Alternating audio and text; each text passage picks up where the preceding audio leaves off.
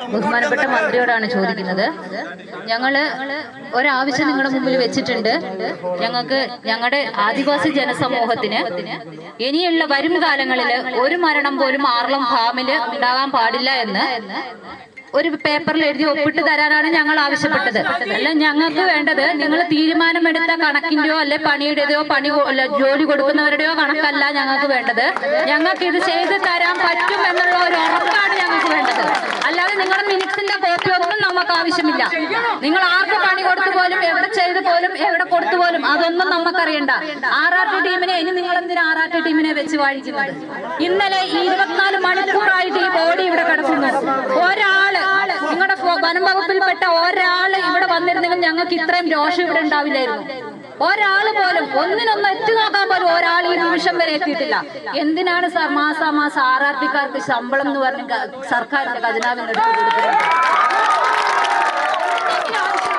അത് ഈ സാധാരണക്കാർക്ക് കൊടുക്ക്. ഇവരോടിക്കുവാന് ഞങ്ങൾ ആദിവാസികൾ ഓടിച്ചോളാന്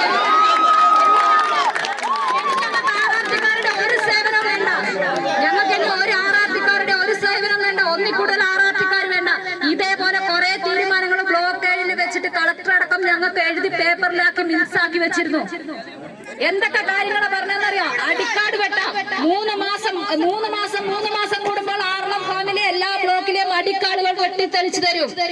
അതുപോലെ 3 വണ്ടി പെട്രോളിങ്ങിനായിട്ട് നിങ്ങൾക്ക് ആർളം ഫാമിലി രാവും പകലും പെട്രോളിംഗ് നടത്തും.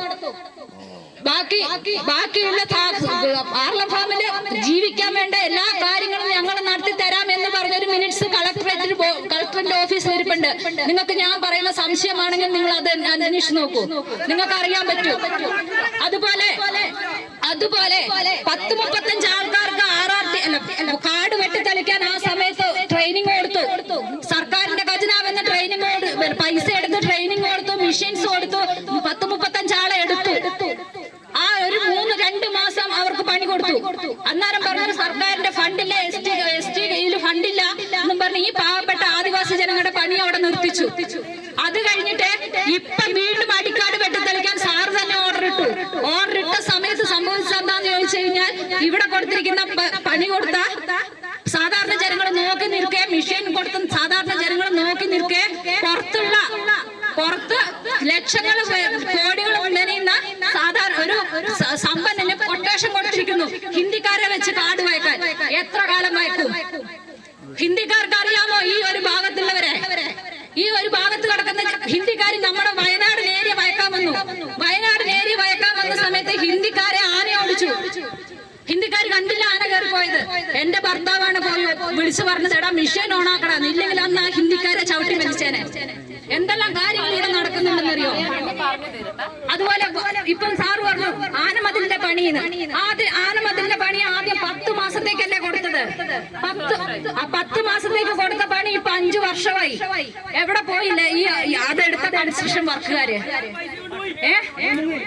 ഇനിയും അവർക്ക് തന്നെയാണോ നിങ്ങൾ ഇനിയും പണി കൊടുക്കാൻ പോകുന്നത്?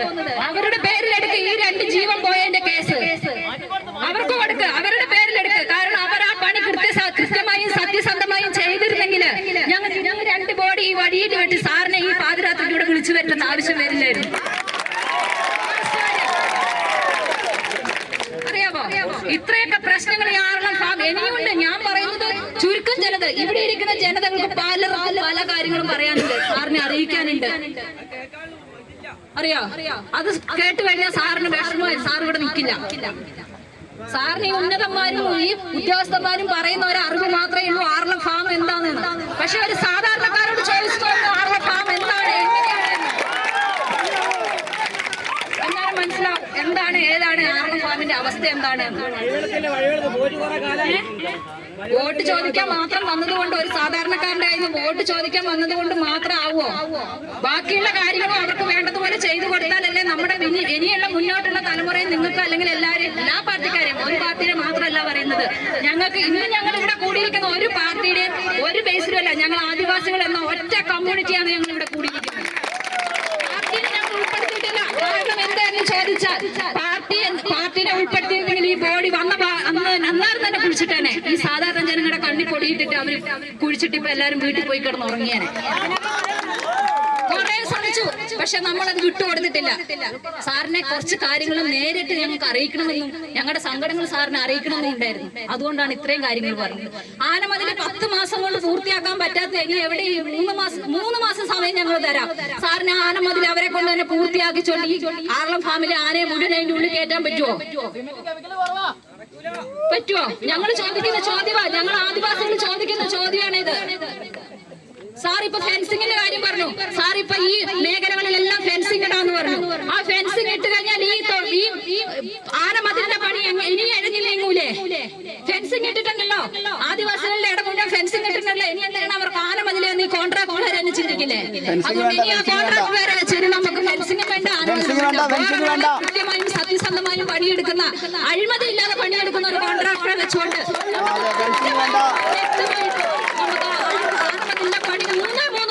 തീർത്തു തന്ന് ആർളം ഫാമിലെ 10-80 ആനയും കുഞ്ഞുങ്ങളും. സാറിനറിയോ ഈ ഫാമിലുള്ള ആനകളെയല്ല? ഇല്ലല്ലോ. ആർആർടിക്കാർ വന്നിട്ട് ചോദിക്കും, ലൈറ്റ് വണ്ടിയിൽ ഇരുന്നിട്ട് ലൈറ്റ് അടിച്ച് ചോദിക്കും നമ്മളോട് ആന എവിടെയാണ്. നമ്മളെ മിച്ചത്തന്നെ കാണിച്ചു കൊടുക്കണം ആന എവിടെയാണ്. അറിയോ? ആർളം ഫാമിൽ തന്നെ ആദിവാസി ജനതയിൽപ്പെട്ട കുറച്ച് പേരെ ആർആർടി ടീമിലേക്ക് താൽക്കാലിക വാച്ചർമാരായിട്ട് എടുത്തിട്ടുണ്ട്. ഈ ആദിവാസി ജനത ഇവിടെ മരിച്ചപ്പോ ഈ താൽക്കാലികമായി എടുത്ത ഒറ്റ വാച്ചർമാർ പോലും വന്നിട്ട് നോക്കിയിട്ടില്ല. പിന്നെ എന്തിനാണ് സാർ അവരെ ആദിവാസി സമൂഹത്തൊന്ന് വാച്ചർമാരായിട്ട് എടുത്തിട്ടുള്ളത്? ഇതിന്റെ വല്ല ആവശ്യമുണ്ടോ? ആദിവാസി സമൂഹത്തിന് ഇത്രയും വിലയുള്ളൂ ഞങ്ങൾക്ക്. നേരെ മറിച്ചൊരു പന്നി എവിടെയും ചത്തു കിടക്കട്ടെ, DFO ആർആർടിയുടെ 3 വണ്ടി അത് നിറച്ച ആൾക്കാര് വന്ന് പോസ്റ്റ്മോർട്ടം ചെയ്യുന്ന കുഴിച്ചിടുന്നു. അടുത്തുള്ള വീടുകളിലെ മുഴുവൻ ചമ്മന്തി അരച്ചു വെച്ചിരിക്കുന്ന ചട്ടി വരെ പൊക്കി നോക്കുന്നു.